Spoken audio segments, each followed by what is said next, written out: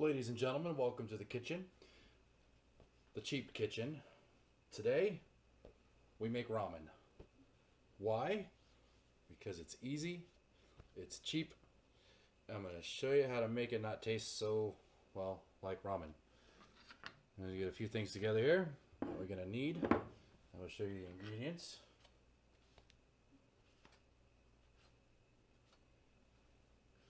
That we'll be cooking with today.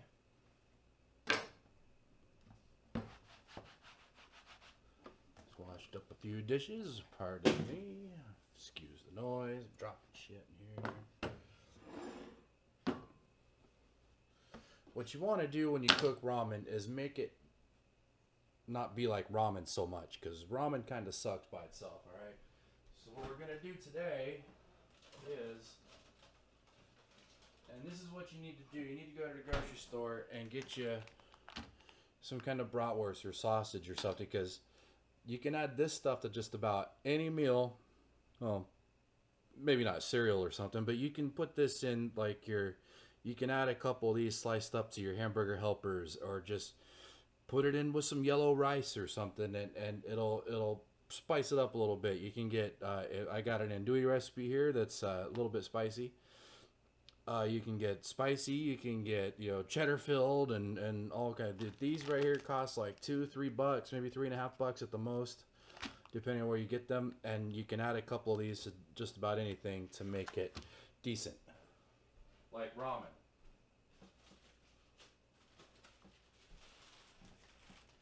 My personal favorite ramen is to go with a chicken and beef mixture, because this by itself tastes kind of bad and this by itself tastes kind of bland. So you mix the two of them together and they taste pretty good. Alright, I start off with my favorite ramen pan here. Because believe me, when you're as cheap as me, you have a specific ramen pan. Start out with some hot water, that way it'll boil faster.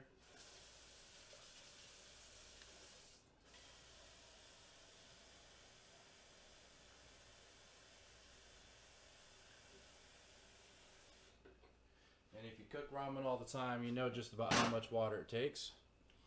We're cooking with fire here today. Make sure you have a gas range. You're going to go just below light, which is a high. And I'm going to take my last two sausages here, and I'm going to cut them up and heat them up while that water is getting ready to boil. Make sure you wash your hands and do the doodly doop and all that as you are preparing food.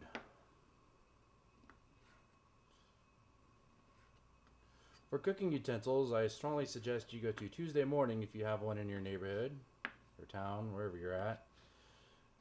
And you can get nice, I like a Santoku blade myself, but you can get nice knives and cutting boards and stuff for dirt cheap.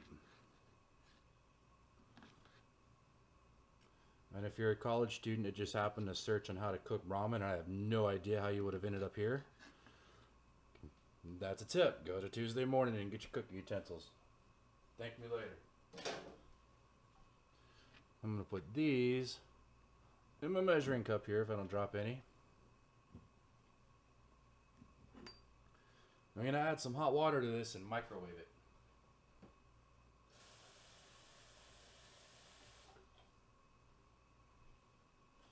You can put these in some hot water next to the stove if you want to. You can put it next to your ramen that you're making, but really it just takes too long.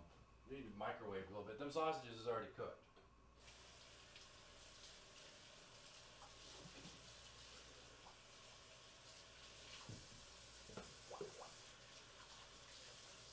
Rinse off your cutting board as to make sure your dishes are easier to do later. Give counter a quick wipe down. It's actually a little bit too much water in there. Not to where it just covers them.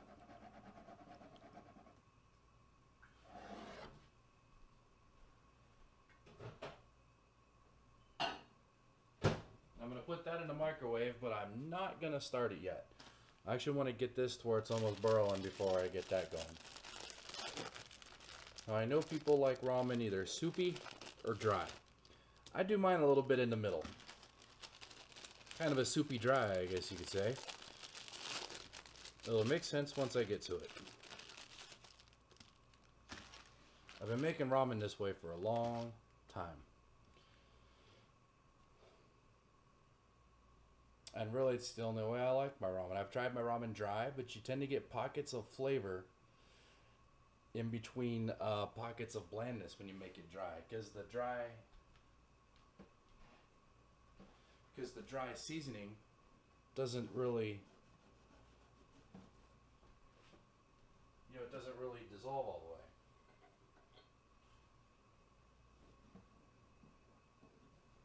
No idea what that was or how long this thing's been there, but we're cleaning it today.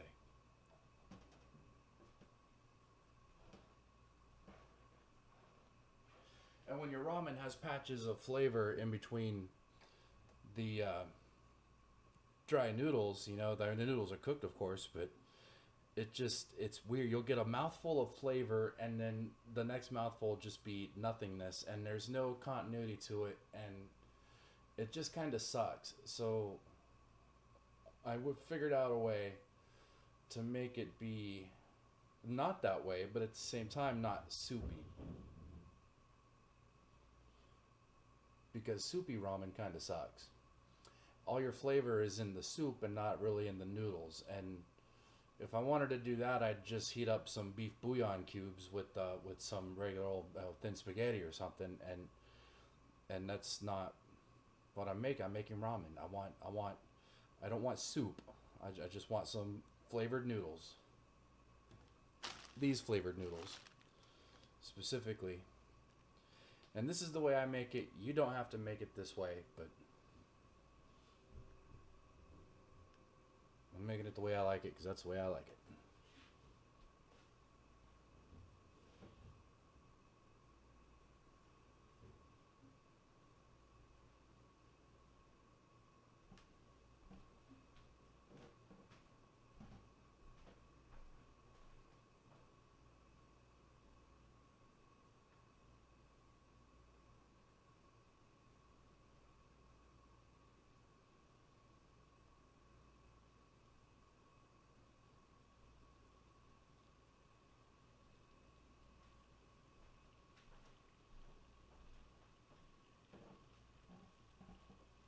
All right, looks like we're about to have some boilage.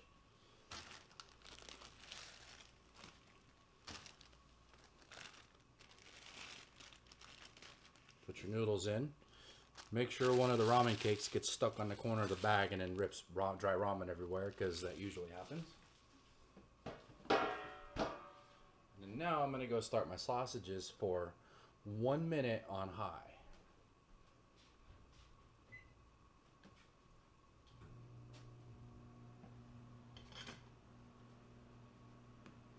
Grab us a cheap spoon. And this ramen will soft up pretty quick, and you can start breaking it up. You start breaking it up, it's going to cook a little bit faster. I mean, this stuff cooks in like 3 minutes anyway, so it's not really imperative that you break it up, but if you do, it just cooks a little bit more even.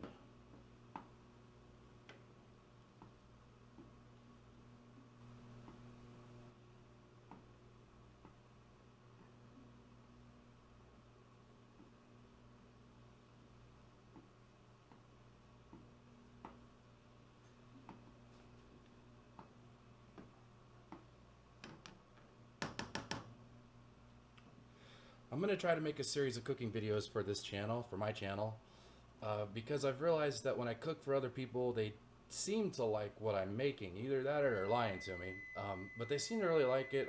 Plate's clear, and so I figured I'd make a couple of cooking videos and shut up the microwave.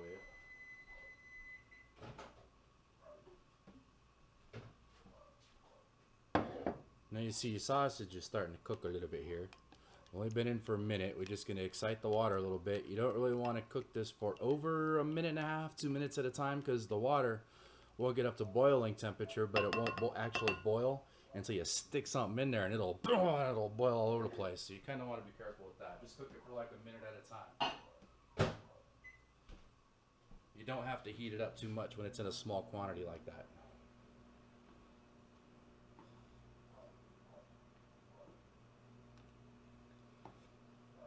you know, going back to the cooking channel thing, I would look up recipes and make some stuff, and when I would try to look up something specific, like on YouTube, like how to, I don't know, poach an egg or something stupid like that, I would find good directions, but you know, a lot of people that wouldn't like do things as cheap as I do, or find a good shortcut like I would just by fidgeting with it in the kitchen, trying it a few times.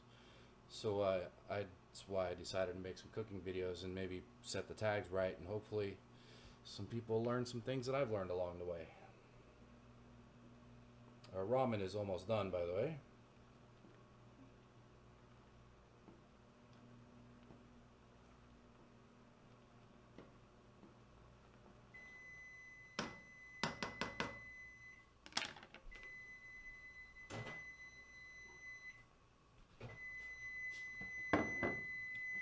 You see that water in there? That just kind of looks like it's like sausage grease with a little bit of with some sausages in it. I mean, it is, but there's flavor in there. You can smell it. And I know you can't really smell it through the TV screen, but or through your computer screen, but trust me, smells good. I'm gonna do that for one more minute, and the ramen here is done. Yeah.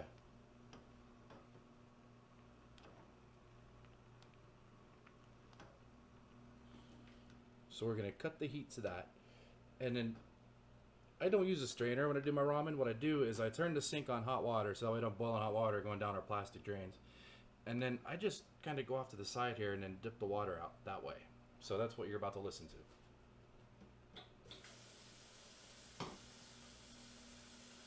Just hold the noodles in. And then drain all the water out of it.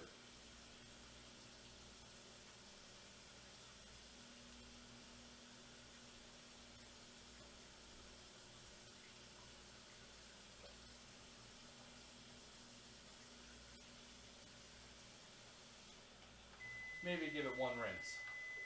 I'm gonna fill it about halfway up with hot water and then pour that out. And we're gonna let those sausages sit in the microwave.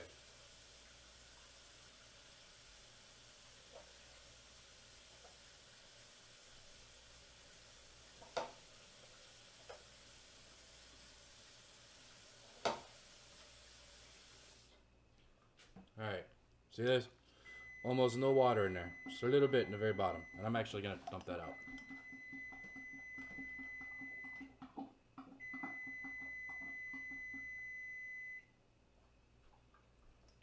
Alright, see? Almost no moisture in there. Except for what's on the noodles, of course. Hence the term dry ramen.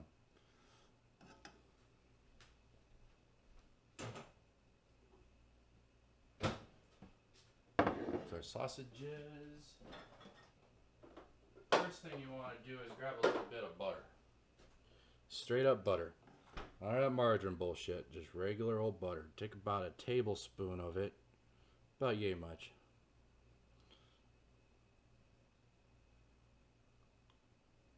Dump that in there. Close that back up. Back in the refrigerator. And I'm going to bury the butter so that it melts faster. That's going to bring out the richness in it. Okay, and then while that's sitting there buried in noodles, it's actually going to melt pretty quick. We're going to get the ramen powder to the bottom of the packet. Open the packet. Do a dooley doop over the top of it there. This one over the top of it. And we're not done yet. Maybe just give that butter a little bit longer. And it's probably been long enough. I'm going to start directly over the top of the butter there. There it goes, flinging off to the side. And see, now it's just a little sliver that's left. I'm going to try to get that flavor packet kind of as much all over as I can. Now the chicken one you can't really see. but you do the beef over the top of the chicken, and then they're kind of going to be in the same place. Now, do you see what I'm talking about with the pockets of flavor here? How it's dark over here, lighter over here, real light and through here. Those are your pockets of flavor when you just do ramen dry like this. And I know a lot of people don't like the ramen dry. Just like this. A little bit of butter, no water, and this is how they make it. And if you sit here and stir it long enough, you can get the flavor kind of throughout the whole thing, but it's not really that good. So take a little bit of this moisture and just pour a little bit of that into there. Probably about that much. Probably a quarter cup or so, less than that. And see, that's got a little bit of grease in it. Oh, by the way, this is not for dieters. And then now see how it's a little bit gooey? Just a little bit runnier. It's not as dry anymore. That's what we're going for. And you can basically control how gooey you want it. And then when you're doing this, you're dissolving the sauce packet into the noodles all the way, because this stuff is actually meant to be rather soupy. It just, you lose a lot of flavor when it's real soupy. I don't like it that way. And you just add a little bit of soup or a little bit of water at a time until it gets to the consistency that you want it at, because you're making this for yourself. If you're making it for somebody else and they want it soupy, then make it soupy. If they want it dry, then make it dry. And I'm making this the way I like to eat it. And I'm hungry. And what's the John Witherspoon over on the Cooking for Poor People say? Everything looks good when you're hungry. I'm going to do just another touch of moisture there.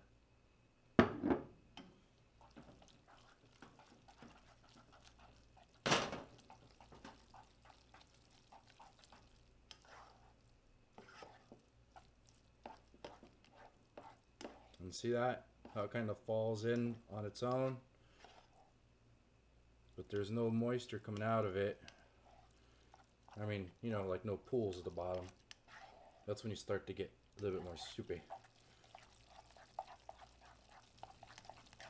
Flavors throughout the whole thing. So now what I'm going to do is I'm going to pour out the rest of the water in this.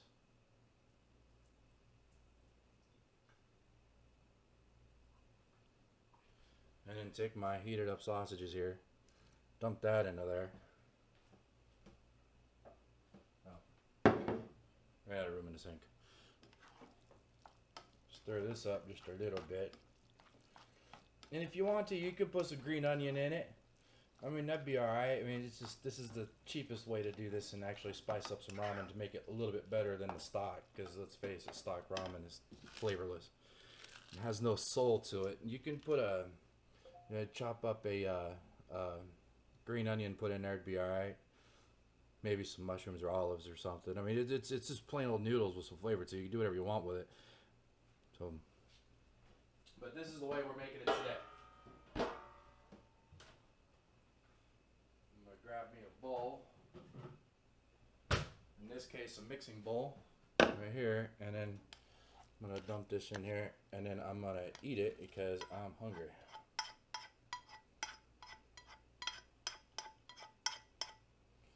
Remember to rinse out your pot so that you can use it again or later.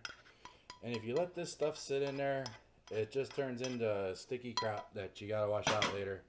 And like go put a nice scrubbing on your pot to get it out.